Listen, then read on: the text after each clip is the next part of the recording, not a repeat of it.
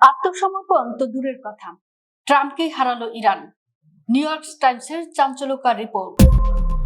মধ্যপ্রাচ্যের তপ্ত মরুভূমিতে আজ সমাধিস্থ হলো মার্কিন সাম্রাজ্যবাদের সুপার পাওয়ার দম্ভ। যে ডোনাল্ড ট্রাম্প দম্ভ ভরে বলেছিলেন তিনি ইরানকে পাথরের যুগে পাঠিয়ে দেবেন এবং নিঃশর্ত আত্মসমর্পণে বাধ্য করবেন, আজ টানা 4 মাসের রক্তক্ষয়ী যুদ্ধের পর সেই ট্রাম্প প্রশাসনকেই হাঁটু গেড়ে বসতে হলো তেহরানের সামনে।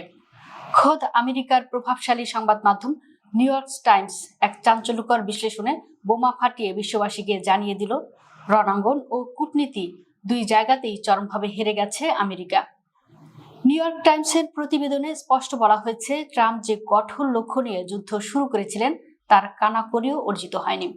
ট্রাম্পের হুঙ্কার ছিল ইরানের পারমাণবিক সক্ষমতা সম্পূর্ণ ধ্বংস করা হবে এবং খামেনি সরকারের পতন ঘটানো হবে। কিন্তু 4 মাসের মাথায় এসে বিশ্ববাসী দেখল ইরানের রাজনৈতিক ও সামরিক কাঠামো আগের মতোই বুক চিতিয়ে দাঁড়িয়ে আছে। উল্টো বিশাল সামরিক শক্তি নিয়েও লক্ষ্য পূরণে এই চরম ব্যর্থতা আমেরিকার বৈশ্বিক প্রভাব ও সামরিক দাদাগিরিকে আজ আক্ষরিক অর্থেই হাসির পাত্রে পরিণত করেছে। সবচেয়ে বড় চরম উপহাসের বিষয় হলো পারমাণবিক চুক্তি। 2018 সালে এই ট্রাম্পেই দম্ভভরে ইরানের সাথে হওয়া পারমাণবিক চুক্তিকে ইতিহাসের সবচেয়ে খারাপ চুক্তি বলে বাতিল করেছিলেন।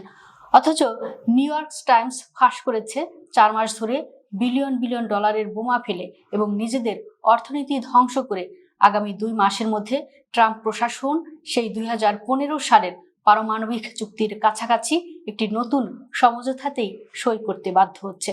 অর্থাৎ যে থুথু ট্রাম্প ফেলেছিলেন আজ তাকে সেটাই চাটতে হচ্ছে।